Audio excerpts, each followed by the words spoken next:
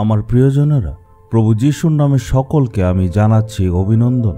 আমার পেছনে একটা সুন্দর গির্জাঘর দেখছেন। এটা হচ্ছে ইংল্যান্ড দেশের লন্ডন শহরে জন ওয়েসলি চার্চ। 18 শতাব্দীতে জন ওয়েসলিকে ঈশ্বর তার রাজ্যের জন্য খুব শক্তিশালীভাবে ব্যবহার করেছিলেন। ওই সময় পৃথিবীতে জাগরণ আনার জন্য ঈশ্বর জন ওয়েসলি আর চার্লস ওয়েসলিকে আমেরিকা দেশের মধ্যে শক্তিশালীভাবে ব্যবহার করেছেন। এই যে জন ওয়েসলি রয়েছে, তার দ্বারাই ঈশ্বর সারা বিশ্বের মধ্যে একটা মণ্ডলী স্থাপন করেছে, যেটা বলা হয় মেথডিস্ট চার্চ। তার দ্বারা ঈশ্বর অনেক বড় বড় কাজ সাধন করেছেন।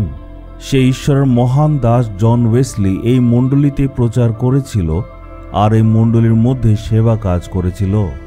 এই চার্চের যে ক্যাম্পাস আছে তার ভেতরেই জন ওয়েসলির ঘর আছে, আর এই ক্যাম্পাসের ভেতরেই তার কবরও আছে। 88 বয়স পর্যন্ত সে সেবা কাজ করেছিল আর 2500 মাইল ঘোরা করে নানা জায়গাতে গিয়ে প্রচার কাজ করেছিল। আগের দিনে যাত্রার সুবিধা বেশি ভালো ছিল না, তাই ঘোড়া করে সে গ্রামে যেত, শহরে যেত আর লোকেদের কাছে খুঁজে খুঁজে তাদের কাছে প্রচার করত। এমনকি যারা মাটি কাটত তাদেরও কাছে গিয়ে সে প্রচার করেছিল। তার পুরো জীবনে 40,000 রকম প্রচার করে মানুষকে সুসমাচার দিল। মণ্ডলীতে পবিত্রতার ব্যাপারে প্রচার করেছিল আর সেই পথে তাদেরকে নেতৃত্ব দিল। বাইরের সব মানুষের কাছে সে সুসমাচার প্রচার করল আর সেই মহান দাসের দ্বারা ঈশ্বর বড় বড় কাজ করেছিলেন। আজকে সেই জায়গাতে দাঁড়িয়ে প্রচার করছি, এটা আমার জন্য একটা সৌভাগ্যর ব্যাপার। আজকে ঈশ্বর আমার জন্য কি বাক্য রেখেছেন এটাই নিশ্চয় আপনি ভাবছেন। গীতসংহিতা 91 অধ্যায় 13 পদ। প্রভুর বাক্য বলছে, তুমি সিংহ ও কালসাপের উপর পা দিয়ে চলবে, তুমি হিংস্র সিংহ আর সাপকে পদদলিত করবে। আপনাকে বলছেন আমার ছেলে, আমার মেয়ে, তুমি সিংহ ও কালসাপের উপর পা দিয়ে চলবে আর হিংস্র সিংহকে তুমি পদদলিত করবে। সিংহ ও কালসাপ অর্থ কি? সেগুলি হচ্ছে শয়তানের প্রতীক। একটা হিংস্র সিংহের মতন শয়তান মানুষকে ঠকায়, মুখোশ পরে সে ভুল শিক্ষা দেয়। সাপ বা কালসাপ এগুলি হচ্ছে শয়তানের নানা রকম কাজের প্রতীক। আপনাকে ধ্বংস করার জন্য শয়তান নানা রকম কাজ করে, আপনাকে শেষ করতে সে চেষ্টা করে।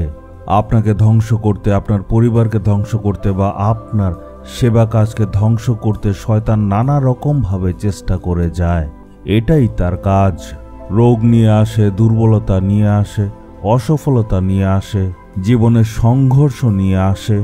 শয়তান এমনভাবে কাজ করবে, কিন্তু আপনি নিরাশ হবেন না, কারণ আপনি সিংহর উপর দিয়ে চলবেন, কালসাপের উপর দিয়ে হাঁটবেন, কারণ ঈশ্বর আপনাকে একটা অধিকার দিয়েছেন।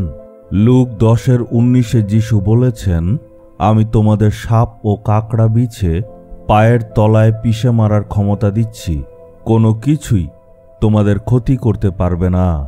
আপনার জীবনে সংঘর্ষ, সংকট, বিপদ আসবেই, কিন্তু সেগুলি আপনার কোনো রকম ক্ষতি করতে পারবে না।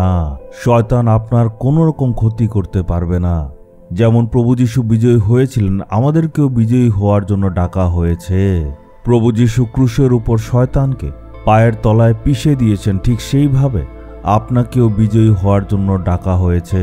শয়তান এখন কোথায়? আপনার পায়ের নিচে। তাই আপনি বলুন, প্রভু যীশু খ্রিস্টের নামে আমি শয়তানকে পদদলিত করছি।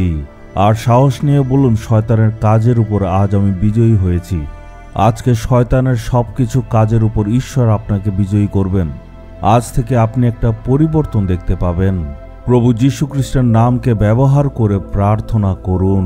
পবিত্র আত্মা দ্বারা পূর্ণ হয়ে ঈশ্বরের বাক্য দ্বারা কথা বলুন। হাত উঠিয়ে বলুন, প্রভু যীশুর নামে আমি প্রার্থনা করছি। আমার বিরুদ্ধে যে কাজ করে সেই শয়তান, যে হচ্ছে একটা বিষাক্ত কালসাপের মতো, যে মুখোশ পরে হিংস্র সিংহের মতো ঘুরে বেড়ায়, সেই শয়তানের পরিকল্পনার ষড়যন্ত্রকে যিশুর নামে আমি দূর করি। যিশু সেই সব কাজকে নিজের পায়ের নিচে পিষে দিয়েছেন। আমি নিজেকেও আমার পরিবারকে অর্পণ করি।